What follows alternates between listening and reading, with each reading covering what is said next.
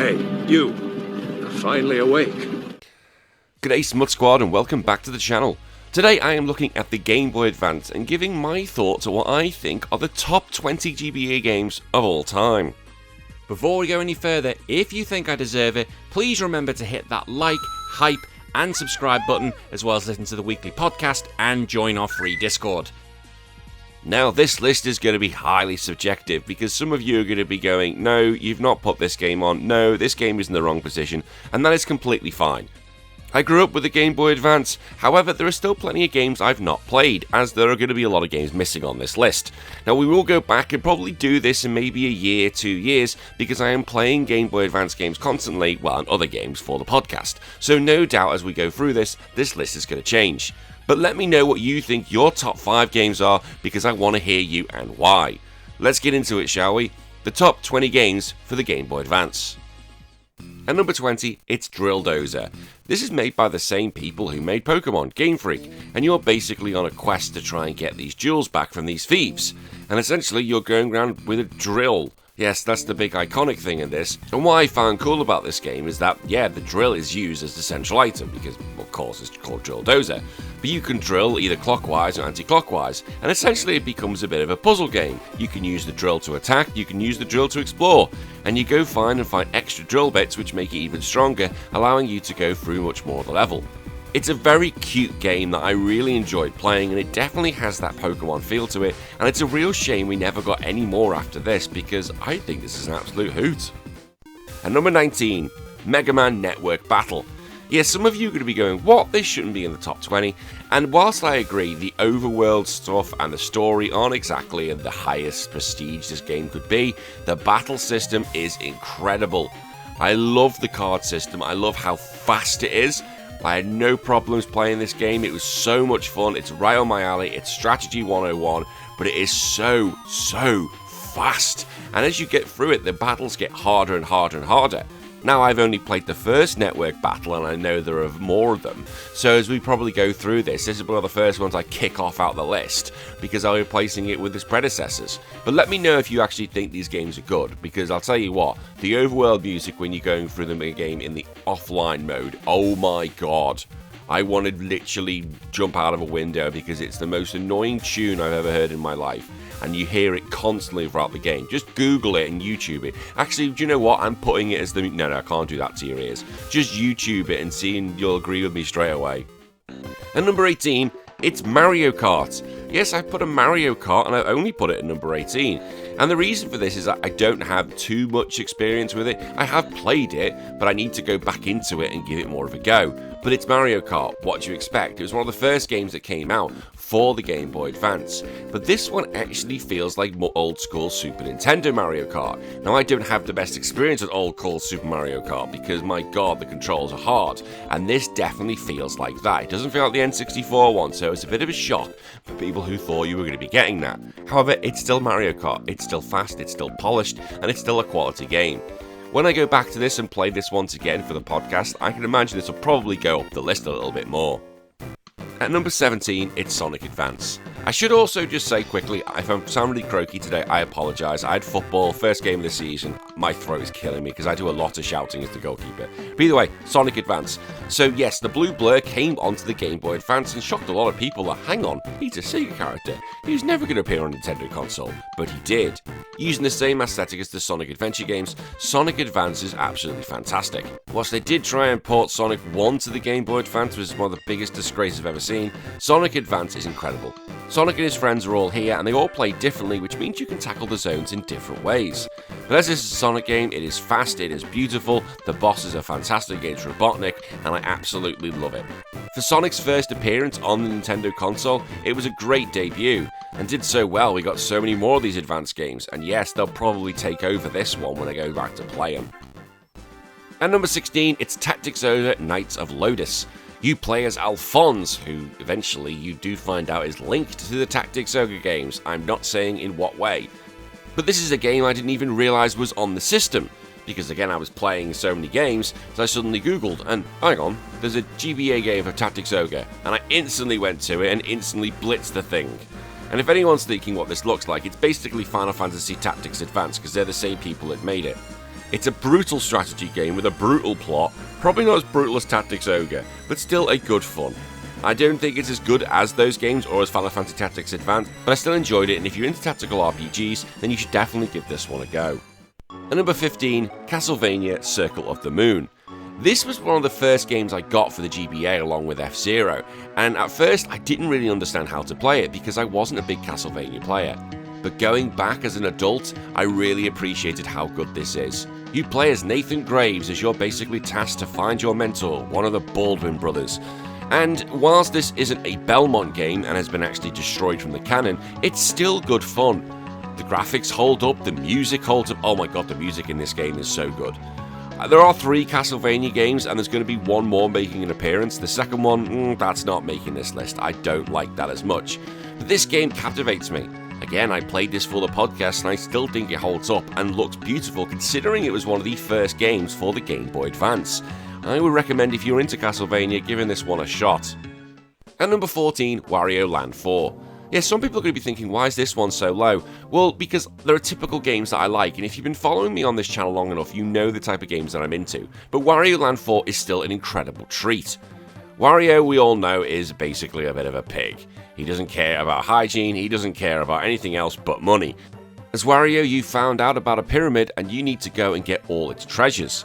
Now, depending on how you do and how much you steal and find will depend on the ending, and I'm not going to go into what those endings are because I think this is one you can play multiple times. But Wario has his powers, he can take enemy forms, and some of them are great. As it is with a Mario and Wario game, there are power-ups, and his animations here are absolutely incredible.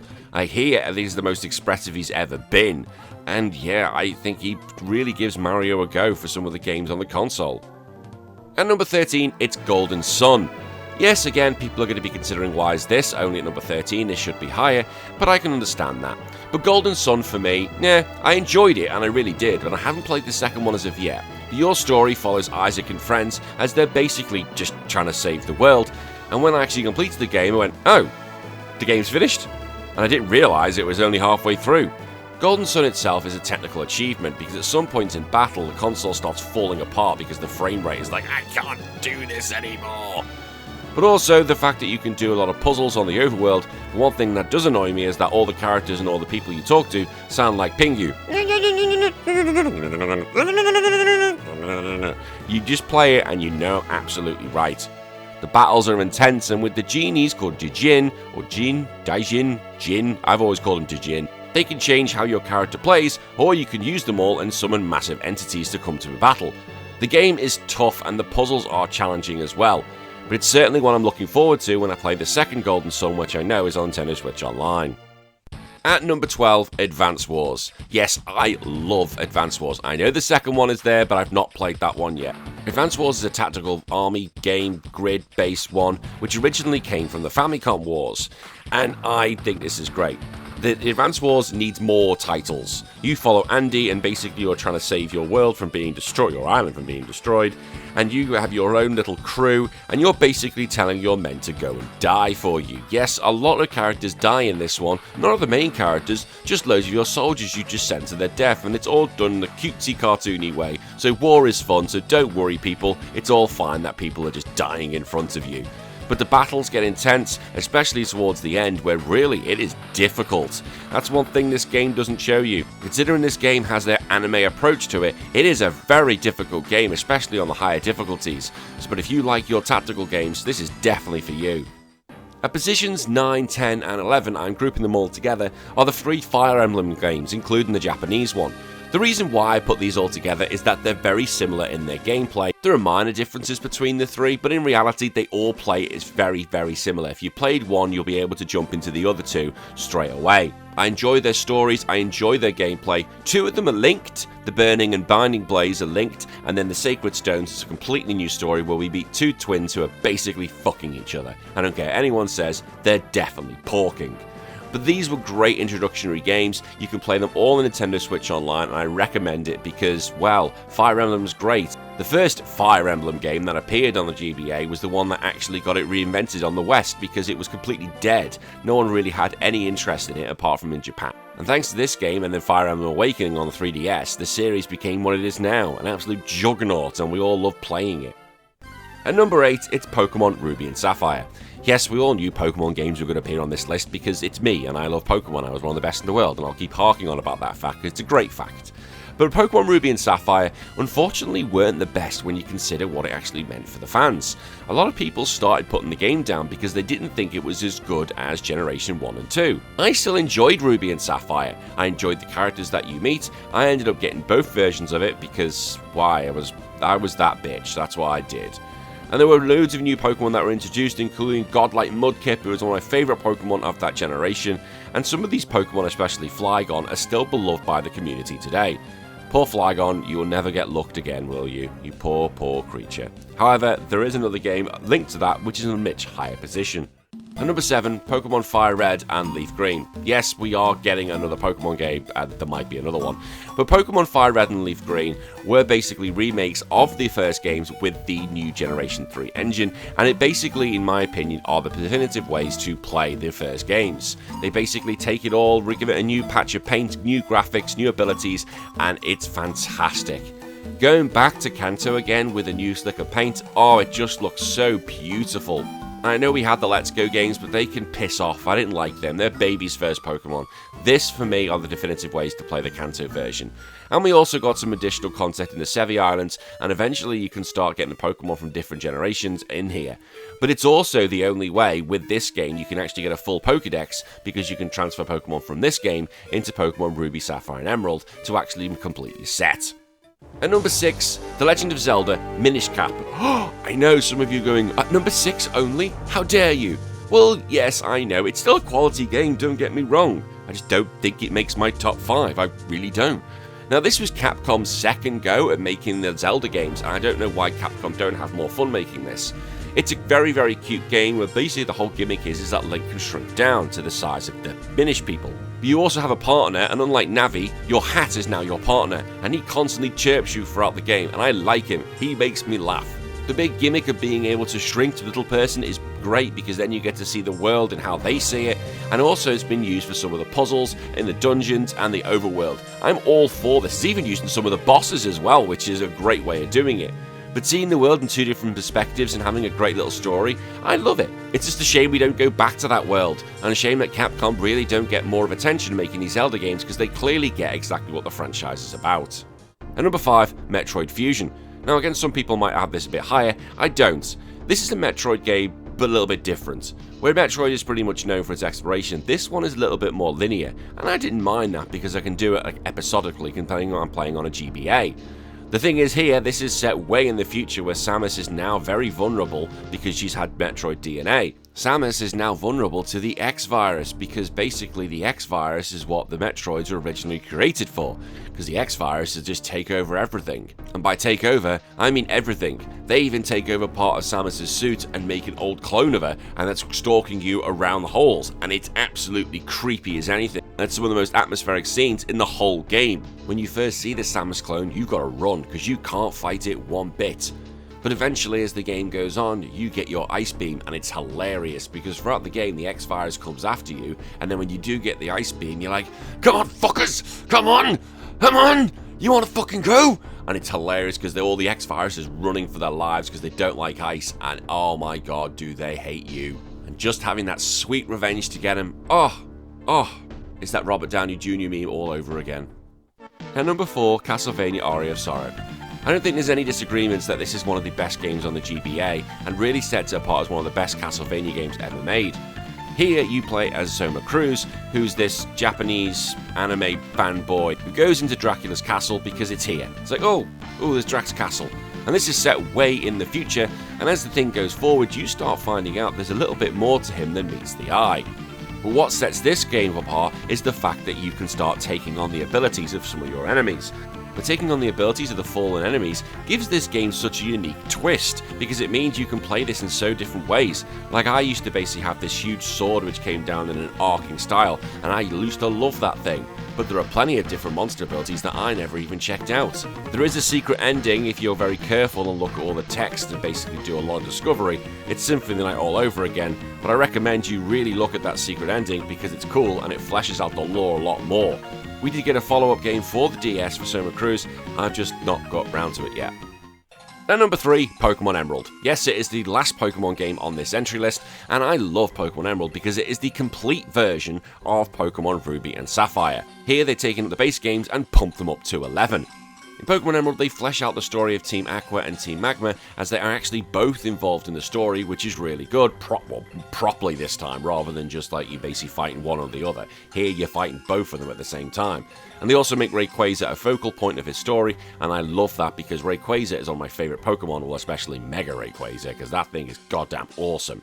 Oh, unfortunately though, there is one minor gripe, or it's a huge gripe I had about all 3 games, it's about Wally. He's one of the rivals in this game, and he can suck a dick. I fucking hate Wally. Literally, if I ever saw him in real life, I'd punch him right between the eyes, and I wouldn't feel bad about it. I'd laugh, and then realised I'd punched a child, and I'd probably go into prison. The runner-up at number 2 is Metroid Zero Mission. This was a remake of the first Metroid game, basically given that GBA look. Bloody hell, this is good. Everyone says the original Metroid is a bit of a slog. This, however, is not. I really think if you want to play the original Metroid, don't go anywhere near the NES version and just go straight to this one.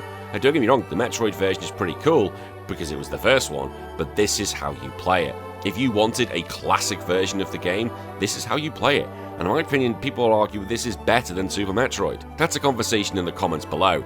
But really, it is a beautiful game, which I don't think gets the attention it deserves. But when I started playing this, I binged it from start to finish in a day because I was absolutely hooked with it. And the final boss against Mother Brain, still as hard as anything. And number 1 for me, it's always going to be Final Fantasy Tactics Advance. Look, I know a lot of people going, no way is this the best game on the GBA. However, for me, it is, because nostalgia is a powerful drug. I have a lot of memories with this game, and obviously we know I like Final Fantasy and I love tactical RPGs, so this was always going to be higher. But the fact I have so many memories with this game, and I love the story, I love its charming setting, would put it at number 1. Mont Blanc could fuck off. I don't like Mont Blanc as a character, he does my head in, but everything else is great. It's set in dream world of Ivalice, where you're basically trying to bring your friends back to reality to face the fact that, I'm sorry, life is shit on the outside, but you've got to deal with it. The fact you've also got different races, you've got 6 characters to play with, there's more than just 5 in other games like Final Fantasy Tactics, which is really annoying, you only have 5 characters, but in this you have 6. I love the characters, I love the setting, I love the different races, I love the classics, I love the challenge. I think this is a great game, and I still am annoyed we don't get this on the Nintendo Switch Online, and I hope one day we get a HD version of this, or maybe a second game. Oh no, wait, we did on the DS, and that was crap. Well, it wasn't crap, it was nowhere near as good as the first. Just give us a second game with this character again with Marsh. That's all I want. I want to go back to Marsh's world. Not Luso's world, because I don't like him. But either way, Final Fantasy Tactics Advance is the best game on the GBA. I know some of you are going to be annoyed, and I'll take your criticism, that's all I'm here for. And that is it, my top 20 GBA games of all time. As I said, we'll come back to it again in a year and see if that list has changed, because it probably has with the amount of Game Boy games I get to play now. But until then, my name's been Danny, you all take care of yourself, and I'll see you in a few days. Follow your dreams.